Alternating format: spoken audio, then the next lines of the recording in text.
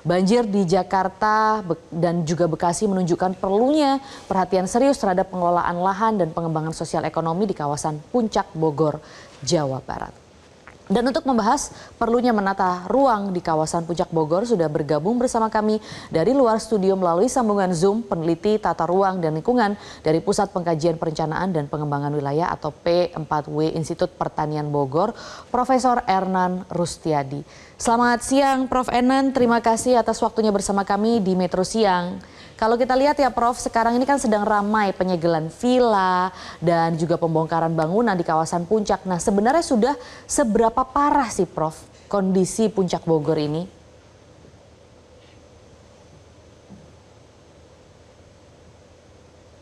Prof, mohon maaf suaranya masih termute. Oh maaf. Ya. Halo? Ya, sudah terdengar Prof, silahkan. Ya.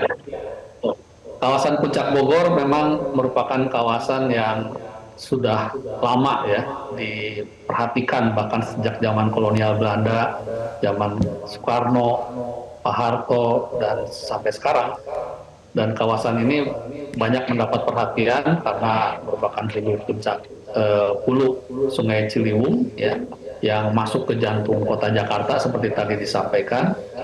Dan banyak sekali aturan yang sudah dikeluarkan, peraturan, pengendalian, tetapi sampai saat ini faktanya kawasan ini terus mengalami degradasi lingkungan ya.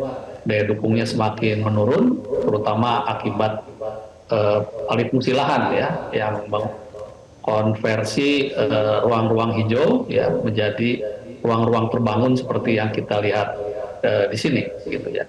Dan akibatnya fungsi resapan air menurun ya sehingga kerentanan banjir meningkat ya di hilir maupun di kawasan ini sendiri. Begitu Mbak Maria. Baik, namun apakah memang keberadaan bangunan-bangunan villa dan bangunan-bangunan hiburan lainnya di kawasan Puncak ini memang menjadi biang terjadinya banjir bandang?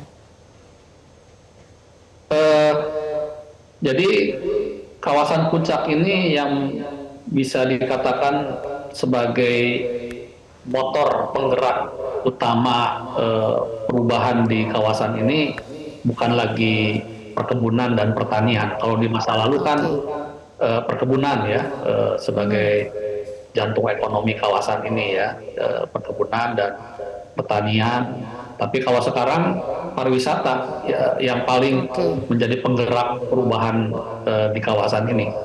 Jadi karena pariwisata lah berkembang sektor-sektor yang lain ya, mulai dari perumahan ya, villa-villa, lalu restoran, hotel, dan orang makin datang ke sana ya karena pariwisata. Jadi langsung maupun tidak langsung memang pariwisata yang menjadi pemicu ya perubahan terbesar di kawasan Puncak saat ini.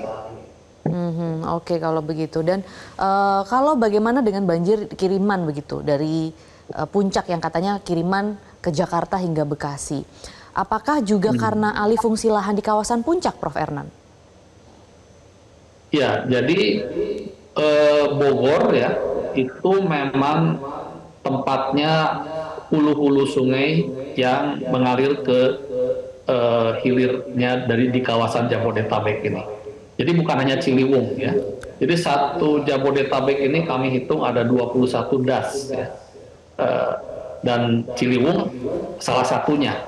Tapi bisa dikatakan hampir semua das-das yang mengalir ke Jakarta, ke Tangerang, Depok, Bekasi, semuanya hulunya ada di sekitar Bogor ya.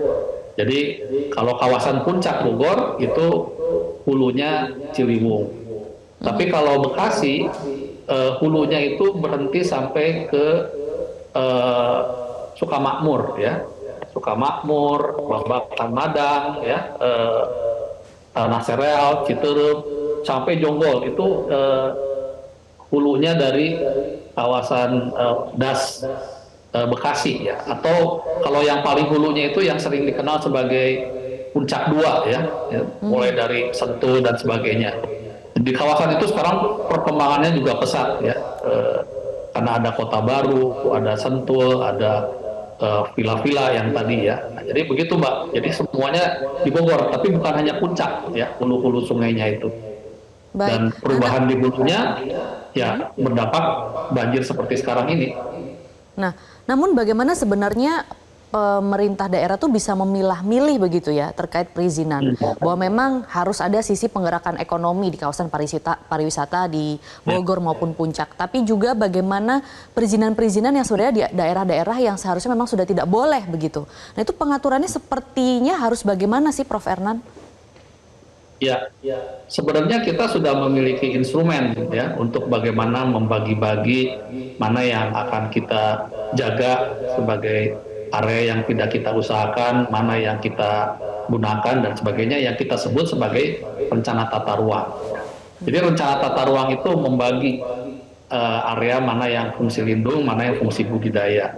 Dan di kawasan Puncak ini kita sudah berbagai rencana tata ruang ya disusun mulai dari level nasional maupun sampai level kabupaten ya.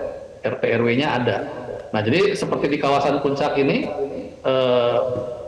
kalau menurut rencana tata ruang yang disusun oleh pemerintah pusat itu ada yang namanya rencana tata ruang Jabodetabek Unjur ya, itu Perpres 60 tahun 2020. Dan dibagilah kawasan Puncak ini untuk berbagai peruntukan.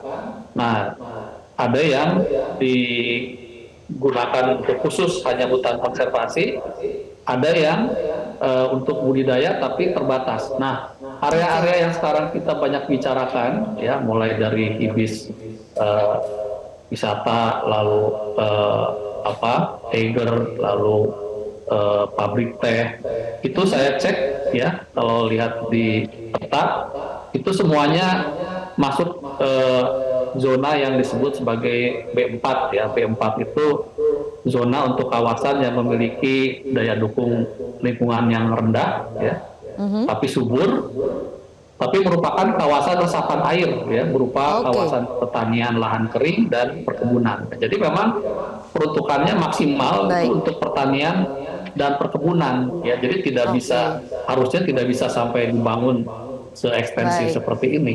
Jadi banyak disalahgunakan. Dan di rencana tata ruang level kabupaten juga kawasan ini menurut RT RW rencana tata ruang wilayah juga hanya untuk perkebunan. Baik. Jadi kalau begitu kita tunggu ya ketegasan dari Pemprov setempat begitu ya, Prof. Ernan ya, terkait hal ini agar ini tidak hanya kerap kita dengar saat bencana banjir terjadi saja begitu.